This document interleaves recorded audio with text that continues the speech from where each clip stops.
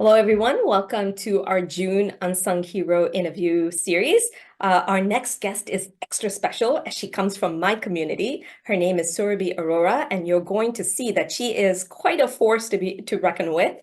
So I am very excited to conduct this interview. I hope you will enjoy this interview as much as I will. So hello, Surabhi. Welcome to our June Unsung Hero interview series. You are our June hero, and we're so thrilled that you have agreed to this interview. So thank you so much. Thank you. Thank you for having me over. And I'm thankful to the community for acknowledging my efforts. Absolutely. So as we do in all of our interviews, I sort of lay the structure of how we're going to conduct the interview. I'm going to ask you a few questions about your childhood and your journey. And I'm also then going to give you some rapid fire questions. This is the place where we're going to have a little bit of fun. And you're just going to give me the answer, the first answer that comes in your to the top of your mind. And Okay. then we're going to end with some legacy questions about what you want to leave as your legacy. Okay. So if that's okay with you, we are going to get started. Now, the viewers do not have any idea who you are. I have introduced you as our unsung hero, but they have no idea what you do. So, Surabhi, can you, for the benefit of the audience, just introduce yourself, please, and tell us what you do? My name is Surabhi Arora. I am an IT professional by profession. I'm also a mother of two adult sons now. One just turned adult. So, and a mother to a furry baby. Oh, I live with my husband and my two kids and a dog. I'm also a volunteer firefighter, and I like to do a little bit more of volunteer work here and there too. how can you tell us why you are who you are and how did you get here? Give us an idea, give us a glimpse into your childhood. So, I don't know how it came to be. Maybe the way I was born and raised, and we moved from city to city. Probably that built a character. So my dad was in irrigation department in India, and we kept moving from place to place every 3 years because of his job. And so when you move from place to place, you keep making new friends, you keep losing friends. You learn how to build new friendships and maintain old friendships. Um, I would cry moving one from one city to other, and my dad would be like, "Stop crying, you'll make new friends." And he knew it, knowing my nature or whatever, that I would end up crying after 3 years when we moved from the new city too. So I guess that that builds, that gave me a lot of exposure to the new culture, every new city, um, exposure to new food, new culture, new people. So you end up becoming either go into your shell or you go all the way out, So right? So you chose to take the path of let me just go all out. I had no choice, let me put it that way. My parents would push us, go out, play, make new friends. They would just put some strict rules to make new friends. I guess that built my character as well as my nature. My family, I don't know, should I call it a Punjabi family or no? We are just fun loving, more positive outlook. I was raised more like a boy. I had two brothers, and I never felt I was a girl in the house. I was not pampered that way. I was never controlled or protected that way. So I was raised I as a boy. I was given full freedom. I had all free hand. So that gives a lot of confidence in what you do. I was never told I couldn't do anything. Even if I used to see it around my friends, girls especially, they were very protected in their house. And if I would say, oh, that girl is not doing, why should I do this thing? They were like, why? Who's stopping you? So I was pushed a lot. And I think that helped me become what I am today. So, Surabhi, we had actually interviewed a firefighter last month, and he had told us about how he got into firefighting.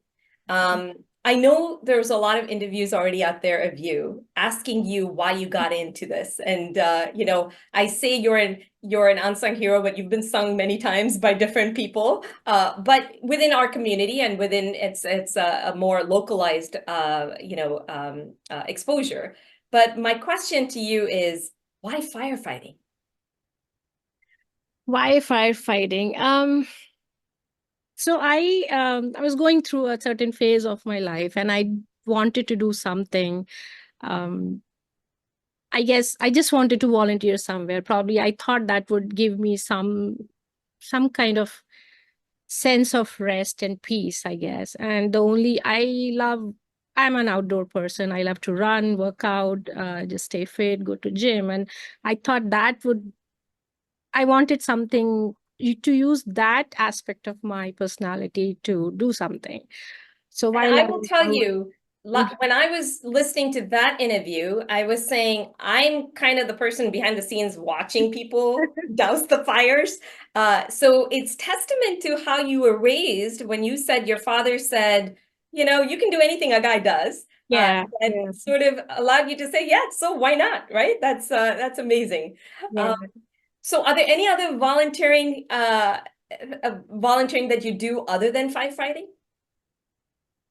During COVID, we just started some food meal serving for doctors and nurses because they were working overtime. The cafeterias were closed. There was so one of my friend asked me, "Would you help?" And I asked other friends, and everyone said yes. I mean, I think being females in the house, stuck in the house, we just needed a sense of purpose. So we all used to cook, make boxes, meals around 45, 50 a day and would deliver to the hospital every day. So that continued for almost 2 months, and we probably would have served around thousands of boxes and home cooked fresh meal, very healthy options with cute notes written on top of it for whichever doctor or nurse would receive. We never knew their names, but that was one of the first initiative we took. And of course, with the help of friends and residents around here. And there was Was the idea another. of delivering food yours, or did somebody plant that idea in you? So another friend of mine, she got that idea because she had a nurse friend, and I think that friend was just telling her about the issues they are facing in the hospitals with COVID patients and the food and nutrition. They were not allowed to leave, so food was becoming a big issue. She asked me. Probably she thought I would definitely collect people. Thankfully, my friends support me in whatever I do.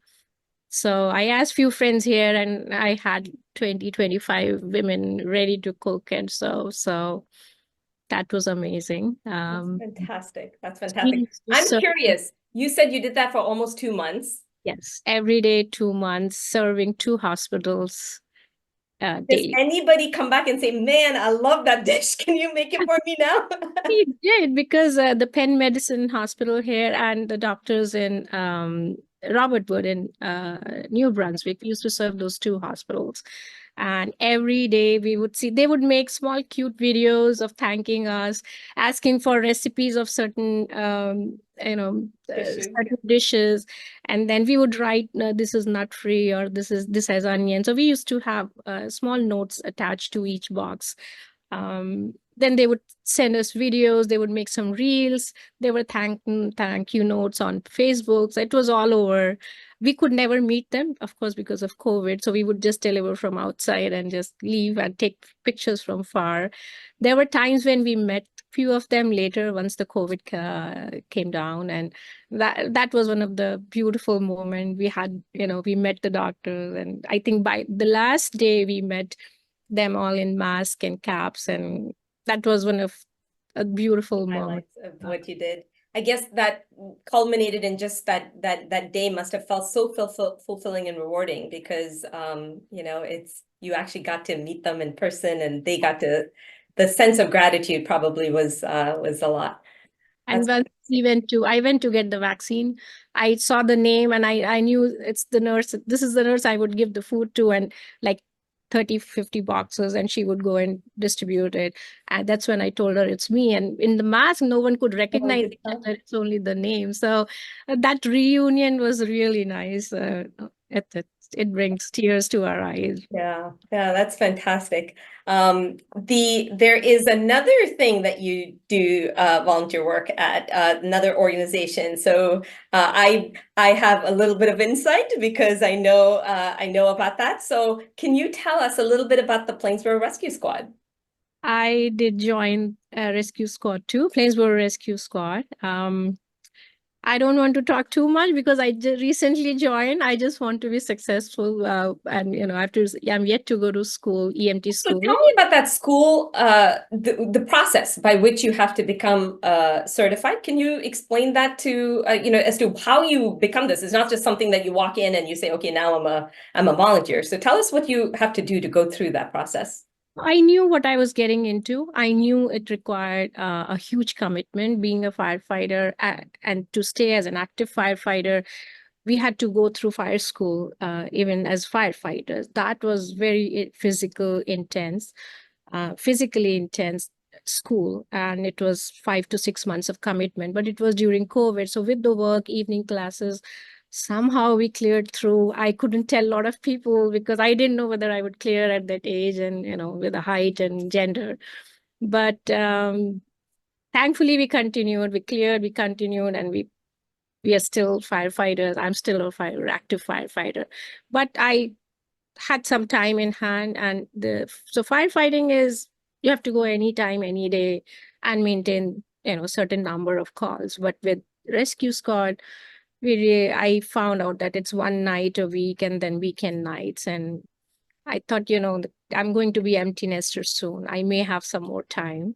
So I just knowingly, I mean, this was something I knew what I was getting into. And so there it's like you prove yourself that you're committed. You be there as a trainee. You have to pass some modules, and then you're cleared by the township or the organization to go join the school. So I'm yet to join the school. I'm yet to clear it. And I know you have to study a lot. At this age, I don't think I can memorize anything. But let's see. Wish me luck.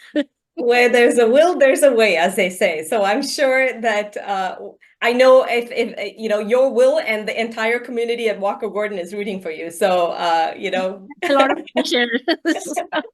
But in terms of time commitment, Surabhi, you said this requires a lot of time commitment. Can you tell us, you have a full-time job.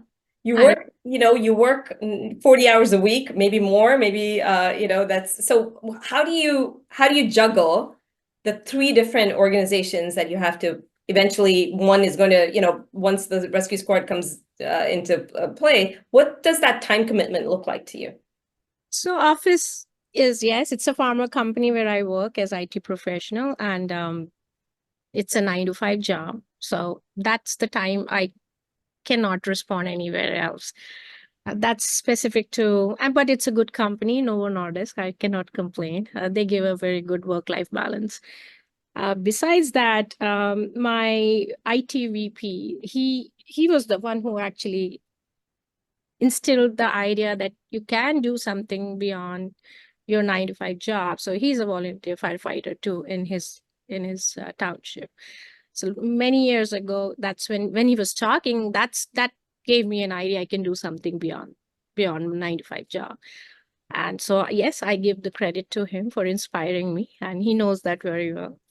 Uh, so firefighting, we do have to make 30% of calls, 50% meetings, but these are all in the evenings or weekends, overnight duty crews. For rescue squad, it's one night a week, 6 or 8 p.m. to 6 a.m. So yes, I do have to sacrifice my sleep, but I try to catch up the next morning. And we hope and pray we don't have to attend bad calls. But And you had, when we talked before this interview, you had mentioned there was a difference between firefighting and the rescue squad. Can you just highlight that once again for the audience? um, so firefighting is very physically intense job, and it's very, very physical. Whereas rescue squad is taking care of patients, and patient care is very emotional. So one is emotional, another is physical. One's property and One's property taking damage, property, rescuing people, hopefully not having anyone lose their lives, but yeah. really, and And mhm, there it's people's life. and people's lives. We more And care. have you ever been into any fires where you've had to actually rescue people? No, thankfully, no. But career firefighters are usually EMTs also. They're always EMTs too. So being an EMT, certified EMT, will definitely help me in being a good, better firefighter.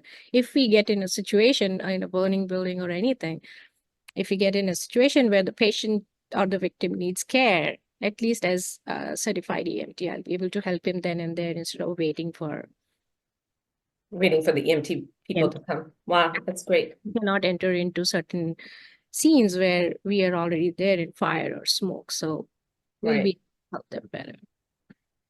What does your family have to say about all of this? I joined fire school 3 months before or 5 months before. Then they see the commitment. I was supposed to go to fire school, and COVID hit. They had to give me a break because as a newbie, I could not have done anything. I wasn't trained. And because of COVID with uncertain situations, and when they opened it up by September, no, by July, August, for probationaries like me, the school was opened in August. So from August to December, we went to fire school during COVID time. My family thought I am crazy. They still think I'm crazy. Why would I go in COVID wearing mask, go to school and do all the work? But they supported me irrespective. Their only condition was don't die. Don't go and die there. So And your kids were how old now? I know you said the young adults. How old were they when in during so 2021? so the younger one was 14, 13 or 14. The older one was, I guess, 19. Okay. Okay, so their instructions was, Mom, just don't die. Just come back home safe. And I'm sure when they saw you the next morning, were there a lot of hugs saying you're Yeah, back? initially I used to get a lot of hugs, a lot of care. Now they're like, okay, she's going. Now, like, okay, Mom, we're used to you being like this. But you did mention that someone in your family is taking after you. So can you tell us a little bit about that? Younger one, he became junior firefighter. He's going to college now this year. I'm hoping he's going to continue. I want him to continue. This is one of the best way to give back to community. If not now, if he gets busy, the life, just gets in. I hope he comes back to it, and whenever he has more time, whenever Well, this is as important as a giving back as it is to go into any type of service, right? If you go into the military, if you go into the Army, Navy, whatever. And I always have wondered about parents who've been seeing their children go out into the world to become these different, servicemen.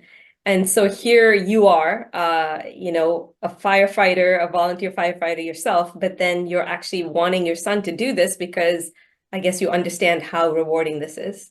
it is. It's very rewarding. It's very fulfilling, very gratifying, and it gives a sense of purpose to life. You ever go through ups and downs of life, this is something you can really look forward to. This becomes your haven. This is where you belong. It becomes like a calling. So at least for me, this is. Um, so That's that is really good. And I have to ask you this because I know you mentioned your dad, but I'm just curious, was he the most influential person in your life, or was there somebody else? it was my dad, my mom, and my dad. Both of them equally? Both of them equally. They both had their own influence. Like my dad was very. I think I got his personality of being outgoing and very never thinking I cannot do anything. He would not pamper me, and I would be upset, when I was a teenager. But I think that built the strength in me. My mom used to, okay, just calm down, and she was very mom like. I know everyone's mom is like that, so she would know how to calm me down, how to work around me. So I guess that was the balance I got from them. Mm. um so yes, I give full credit to them.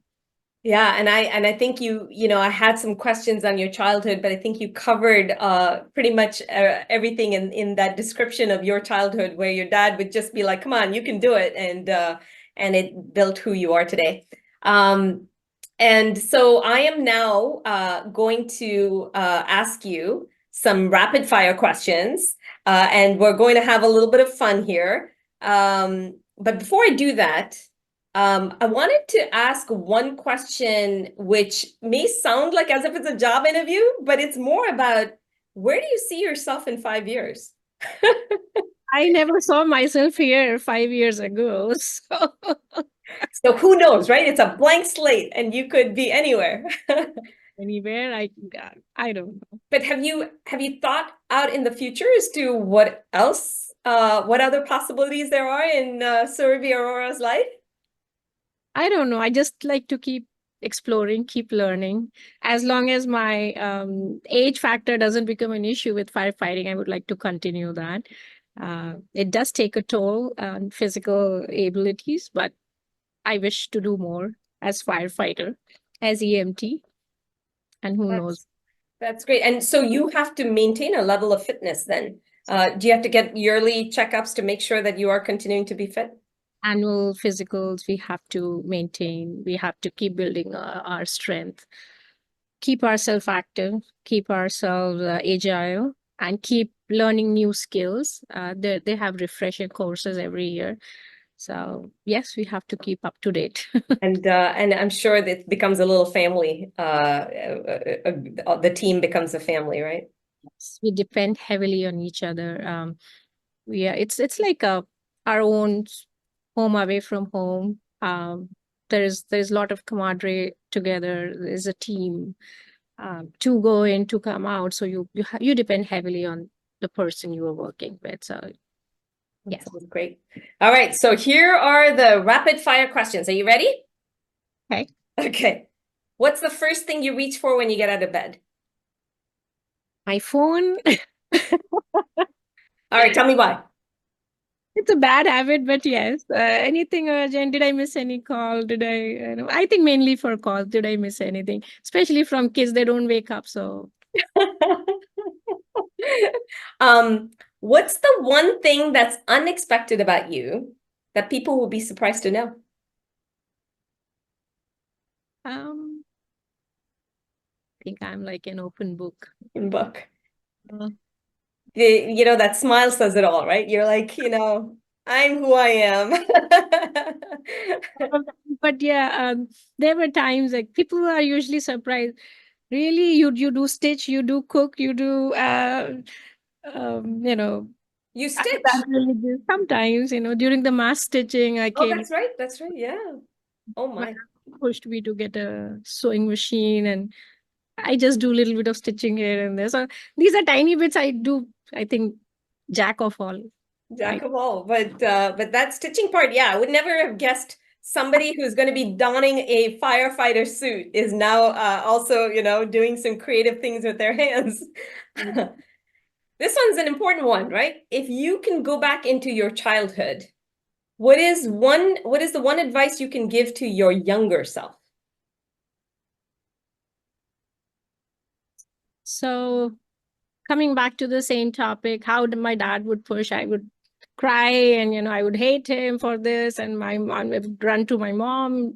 He's making me do. He would just go out at 5 in the morning, make us work out, and all those kind of things. Wait, he would go with you? He would work out with you? He would make us do it, all three of us, my siblings and I, and My four goodness. of us would be working out the whole time, or doing all crazy things, play cricket, play hockey, play whatever we could do in India. 5 in the morning. I guess. He would Amazing. my hair short so that it doesn't come in the way of my curly hair. So Oh my goodness. um, I would hate it that time, but if I had known this is what would become of me, I think I would tell myself this is for my own good. Oh, I love that. I love that. Are you an early bird or a night owl? I want to be an early bird. I like to be an early bird. Don't you I not? like Or and in certain things I like mornings. Okay. Okay. You like that peaceful morning time. Yes. If you were an animal, which animal would you want to be? Horse.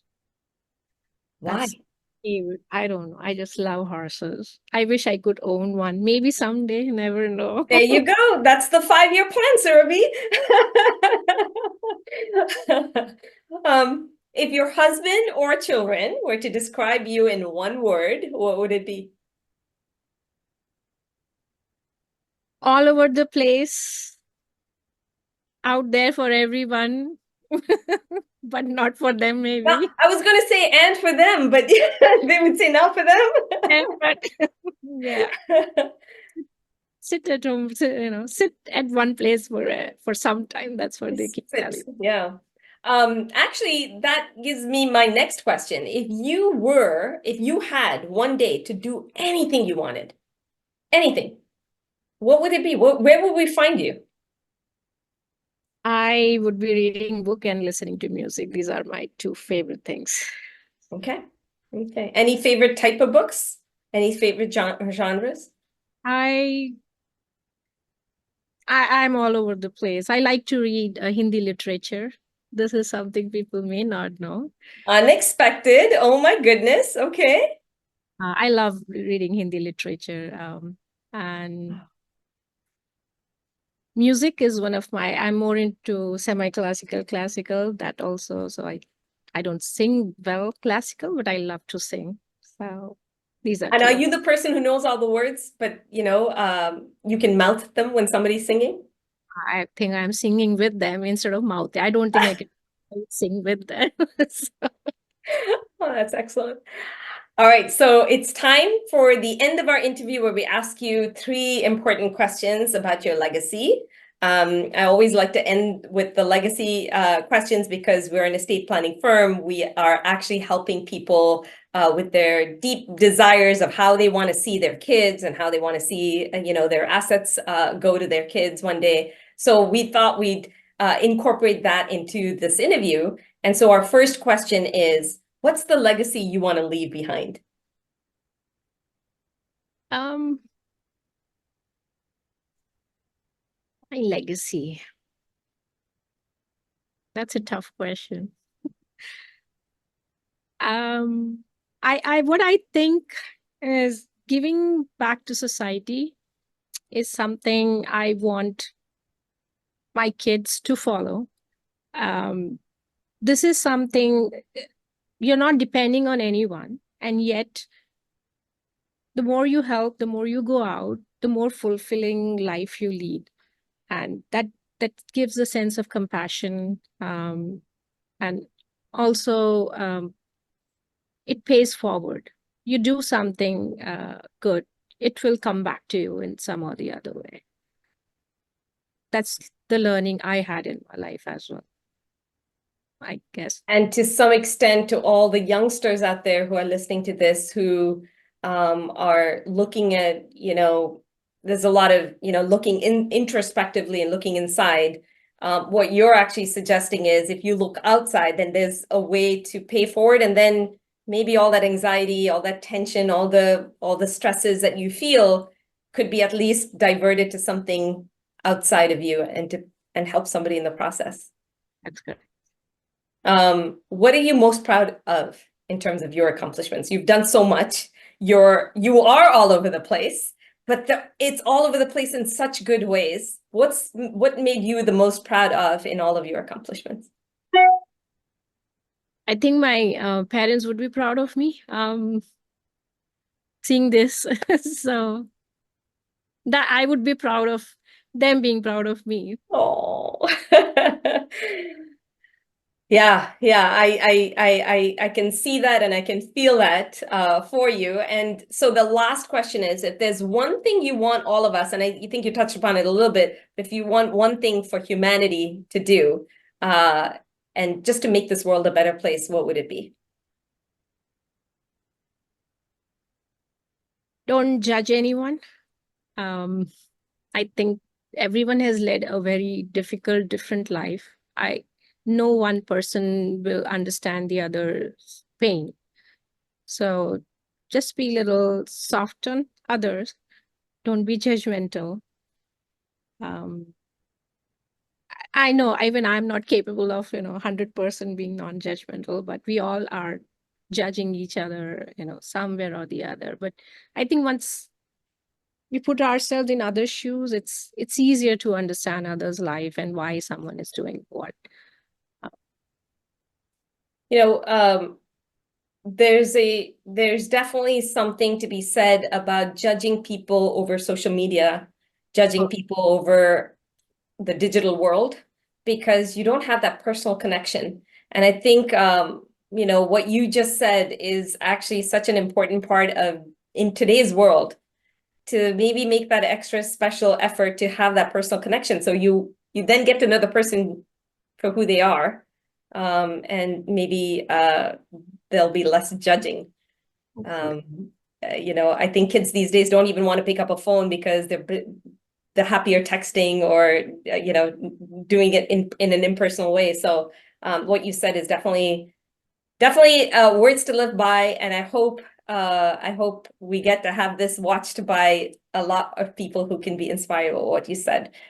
Surabhi, thank you so much. As I mentioned earlier, and you missed that introduction, but I said that I was very excited to have you because you're from my community, our little community called the Walker Gordon Farm, and I am so thrilled that you were nominated. And I will say this to you, that was definitely, that one nomination was actually a collective opinion of the entire community. So we're very proud to have you as our neighbor. So thank you, and thank you for this interview. Thank you to everyone, and thanks to you.